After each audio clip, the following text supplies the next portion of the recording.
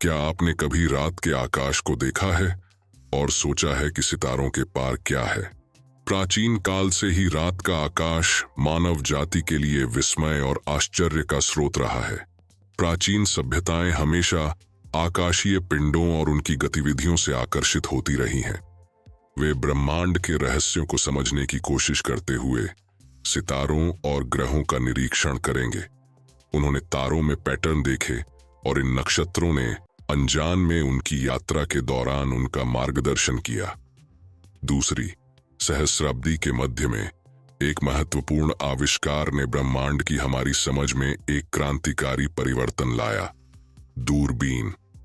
इस विशेष उपकरण ने हमें ब्रह्मांड में पहले से कहीं अधिक गहराई से देखने की इजाजत दी, जिससे किसी की कल्पना से कहीं अधिक व्यापक और जटिल ब्रह्मांड का पता चला। गैलीलियो गैलीली, एक इतालवी एस्ट्रोनॉमर, आकाश की स्टडी करने के लिए दूरबीन का उपयोग करने वाले पहले लोगों में से एक थे। उनके ऑब्जर्वेशन से पता चला कि चंद्रमा पर पहाड़ और गड्ढे थे और बृहस्पति के पास अपने चंद्रमा थे। इससे लंबे समय से चली आ रही यह धारणा टूट गई कि पृथ्वी ब्रह्मांड का केंद्र है। दूरबीन का आविष्कार केवल टेक्नोलॉजी में प्रगति नहीं थी, ये एक दरवाजे का खुलना था, एक ऐसा दरवाजा जो एक पूरी तरह से नई दुनिया की ओर ले गया, एक ऐसी दुनिया जिसकी खोज की प्रतीक्षा की जा रही थी। इसने लोगों के मन में जिज्ञासा और आश्चर्य की चिंगारी जगा दी। यह एक मशाल थी जिसने सितारों तक हमारा रास्ता रोशन किया। यह एक नए युग की शुरुआत थी, अन्वेषण और खोज का युग। एक ऐसा युग जो अंततः हमें चंद्रमा पर कदम रखने, अन्य ग्रहों पर जांच भेजने और यहां तक कि दूर की आकाशगंगाओं की छवियों को कैप्चर करने के लिए प्रेरित करेगा। दूरबीन का आविष्कार मानवता की सितारों तक की यात्रा की शुरुआत मात्र थी। अंतरिक्ष दौड़ शुरू होती है। 20वीं शताब्दी ने पृथ्वी पर नहीं बल्कि अंतरिक्ष के विशाल विस्तार में अन्वेषण के एक नए युग की शुरुआत की। सितारों की दौड़ केवल अन्वेषण के बारे में नहीं थी, ये उस समय के भू राजनीतिक माहौल का प्रतिबिंब था। एक शांत युद्ध लड़ा गया था, हथियारों से नहीं बल्कि टेक्नोलॉजी और इनोवेशन से। इस दौड़ का पहला मील का पत्थर 1957 में सोवियत संघ द्वारा पहला कृत्रिम उपग्रह स्पुतनिक 1 का प्रक्षेपण था। 4 बाहरी रेडियो एंटीना वाला यह धातु का गोला भले ही छोटा था, लेकिन इसका प्रभाव बहुत बड़ा था। हर 96 मिनट में पृथ्वी की परिक्रमा करते हुए यह सिग्नल भेजता था, जिन्हें दुनिया भर में शौकिया रेडियो ऑपरेटरों द्वारा उठाया जाता था।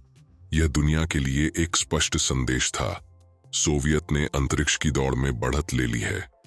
स्पुतनिक 1 के लॉन्च ने संयुक्त राज्य अमेरिका में तात्कालिकता की भावना पैदा की।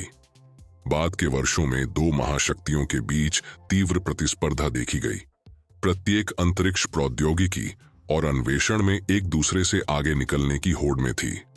इस प्रतियोगिता ने रॉकेट प्रोपल्शन व्यवस्था से लेकर संचार उपग्रहों तक प्रौद्योगिकी में महत्वपूर्ण प्रगति को बढ़ावा दिया। फिर भी यह केवल तकनीकी श्रेष्ठता के बारे में नहीं था।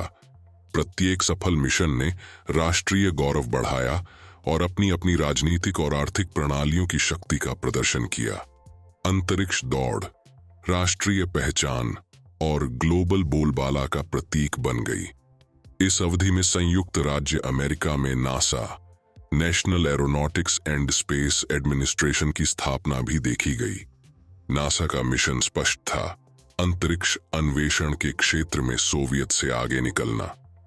अंतरिक्ष दौड़ ने मानव इतिहास में कुछ सबसे महत्वपूर्ण उपलब्धियों के लिए मंच तैयार किया, जिसमें अंतरिक्ष में पहला आदमी और आखिर में चंद्रमा पर लैंडिंग शामिल है।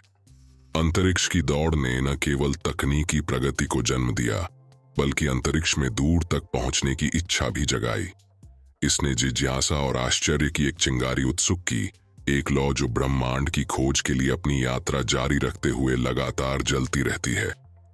चंद्रमा पर उतरना, ऐतिहासिक शब्द। यह मनुष्य के लिए एक छोटा कदम है, मानव जाति के लिए एक बड़ी छलांग है।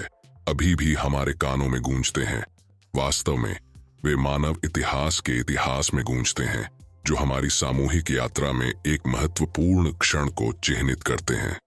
20 जुलाई को 1969 मानवता ने पहली बार चंद्रमा पर कदम रखा। यह अपोलो 11 मिशन की परिणति थी, जो संयुक्त राज्य अमेरिका की अंतरिक्ष एजेंसी नासा द्वारा निर्धारित एक साहसी यात्रा थी। इस ऐतिहासिक यात्रा के लिए 3 बहादुर अंतरिक्ष यात्रियों को चुना गया: नील आर्मस्ट्रांग, बज एल्ड्रिन और माइकल कॉलिंस।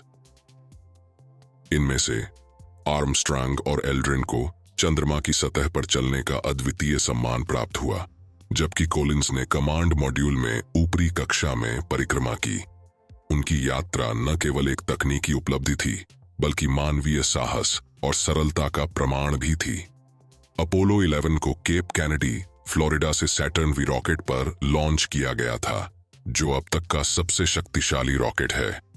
इसने चंद्रमा तक पहुंचने के लिए 2,40,000 मील की यात्रा की, जो पृथ्वी की परिधि से भी अधिक दूरी थी। लूनर मॉड्यूल, जिसका नाम ईगल है, कमांड मॉड्यूल से अलग हो गया और चंद्रमा के शांति सागर पर एक नियंत्रित संतान बना। चंद्रमा की ठंडी रोशनी में नहाते हुए आर्मस्ट्रांग ने चंद्रमा की सतह पर अपना पहला कदम रखा। जैसे ही उनका पैर चंद्रमा की धूल के संपर्क में आया, उन्होंने वे ऐतिहासिक शब्द कहे जो हम सभी को याद हैं। इस क्षण को दुनिया भर के लाखों लोगों के लिए सीधा प्रसारित किया गया, जिससे इस उपलब्धि का महत्व हमेशा के लिए मजबूत हो गया। चंद्रमा पर उतरना सिर्फ एक वैज्ञानिक उपलब्धि से कहीं अधिक था। इसने अंतरिक्ष के प्रति हमारे नजरिया और उसमें हमारे स्थान को बदल दिया। चंद्रमा से अपनी दुनिया को देखकर हमें एहसास हुआ कि ब्रह्मांड की विशाल मानचित्र में हम कितने छोटे हैं। फिर भी इसने हमें यह भी दिखाया कि यदि हम सपने देखने और प्रयास करने का साहस करते हैं, तो हम कितनी दूर तक पहुंच सकते हैं। चंद्रमा पर उतरना एक ऐतिहासिक उपलब्धि थी, जिससे यह साबित हुआ कि मनुष्य अन्य खगोलीय पिंडों पर पैर रख सकता है। यह न केवल एक यात्रा के अंत का प्रतीक है, बल्कि अंतरिक्ष और उसमें हमारे स्थान की हमारी समझ में एक नए युग की शुरुआत है। अन्य ग्रहों और उससे परे की खोज, चांद अंतिम सीमा नहीं थी। हमारी जिज्ञासा ने हमें और भी अधिक अन्वेषण करने के लिए प्रेरित किया। यही हमें मंगल, बृहस्पति और उससे आगे जैसे अन्य खगोलीय पिंडों तक ले गया। उदाहरण के लिए, मंगल ग्रह के रोवर लाल ग्रह के बारे में हमारी समझ में महत्वपूर्ण रहे हैं। 1976 में वाइकिंग मिशनों ने हमें मंगल ग्रह का पहला नजदीकी दृश्य दिया। 2004 तक तेजी से आगे बढ़ते हुए रोवर्स स्पिरिट और अपॉर्चुनिटी मंगल ग्रह पर उतरे। प्रत्येक को 90 मार्टियन दिन के मिशन के लिए डिजाइन किया गया था। लगभग 15 पृथ्वी वर्षों तक खोज करते हुए अवसर ने अपनी जीवन संभावना को पार कर लिया, जबकि स्पिरिट ने 20-10 वर्षों तक अपना मिशन जारी रखा। इन रोवर्स ने हमें ग्रह के भूविज्ञान और वातावरण के बारे में कीमती जानकारी प्रदान की। लेकिन हमारी जिज्ञासा मंगल ग्रह पर नहीं रुकी। 70 के दशक के अंत में लॉन्च किए गए वॉयेजर मिशन को बृहस्पति और शनि का नजदीकी अध्ययन करने के लिए डिजाइन किया गया था। वॉयेजर 1 और 2 ने ऐसा ही किया, और फिर कुछ। उन्होंने सूर्य के क्षेत्र के सबसे बाहरी छोर और उससे आगे की खोज करते हुए अपनी यात्रा जारी रखी। वॉयेजर विंग अब इंटरस्टेलर अंतरिक्ष में है। तारों के बीच का क्षेत्र लाखों साल पहले पास के तारों की मृत्यु के कारण निकली पदार्थ से भरा हुआ है। इन मिशनों से अनेक खोजें हुई। उदाहरण के लिए, मार्स रोवर्स को मंगल ग्रह पर पिछली जल गतिविधि के साक्ष्य मिले, जो जीवन की संभावना की ओर इशारा करते हैं। वॉयेजर मिशनों ने हमें बृहस्पति के ग्रेट रेड स्पॉट, सदियों से चल रहे तूफान और शनि के रिंग्स की नजदीक से छवियां प्रदान की हैं, जिससे मुश्किल और सुंदरता का परिमाण सामने आया है, जो पहले अकल्पनीय था। प्रत्येक मिशन, प्रत्येक नई खोज हमारे ब्रह्मांड की पहेली में एक टुकड़ा जोड़ती है। वे हमें इसमें अपना स्थान समझने में मदद करते हैं और हमारी अतृप्त जिज्ञासा को पोषित करते हैं। और जैसे जैसे हम अन्वेषण करना जारी रखते हैं, हम सबसे मजबूत क्वेश्चंस में से एक का उत्तर देने के करीब आते हैं। क्या हम अकेले हैं? प्रत्येक मिशन ब्रह्मांड के बारे में हमारी समझ को गहरा करता है और हमें इस क्वेश्चंस का आंसर देने के करीब लाता है। क्या हम अकेले हैं? 5. अंतरिक्ष खोज का भविष्य।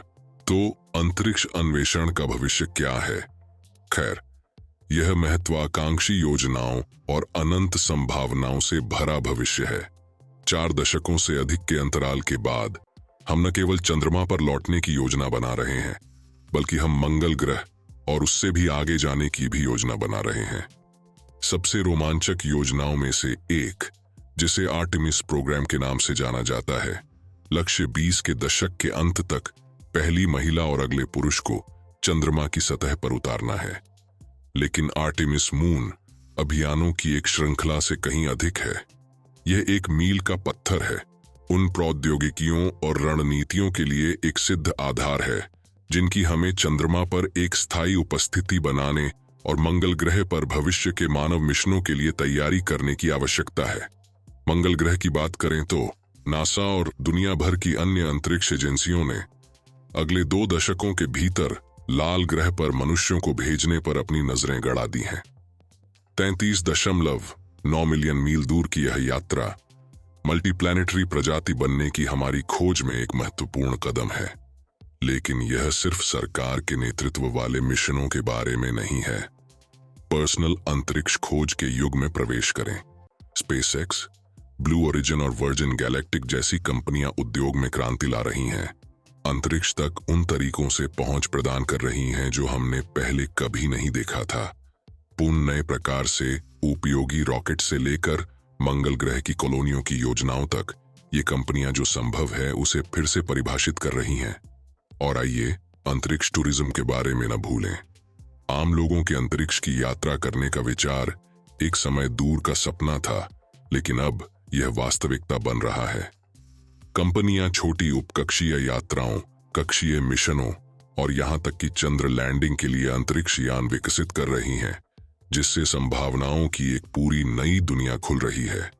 जैसे जैसे हम आगे बढ़ रहे हैं, यह स्पष्ट है कि अंतरिक्ष खोज केवल खोज के बारे में नहीं है, बल्कि नवीकरण, सहयोग और हम जो जानते हैं और जहां हम जा सकते हैं उसकी सीमाओं को आगे बढ़ाने की साझा मानवीय इच्छा के बारे में भी है। जैसा कि हम खोज की सीमाओं को आगे बढ़ाना जारी रखते हैं, कौन जानता है कि हम आगे ब्रह्मांड के किन रहस्यों को उजागर करेंगे। END video. अंतरिक्ष खोज के इतिहास में हमारी यात्रा दिलचस्प रही है। गैलीलियो की अल्प विकसित दूरबीन से अंतरिक्ष की होड़ के लिए चंद्रमा पर विजयी लैंडिंग और अन्य ग्रहों तथा उससे परे की रहस्यमय खोज। हमने अंतरिक्ष खोज के भविष्य पर गौर किया है, जहां हम एक इंटरस्टेलर प्रजाति भी बन सकते हैं। जैसे जैसे हम नई खोजों के शिखर पर खड़े हैं, ब्रह्मांड अपनी विशालता और रहस्य से हमें चुकाता रहता है।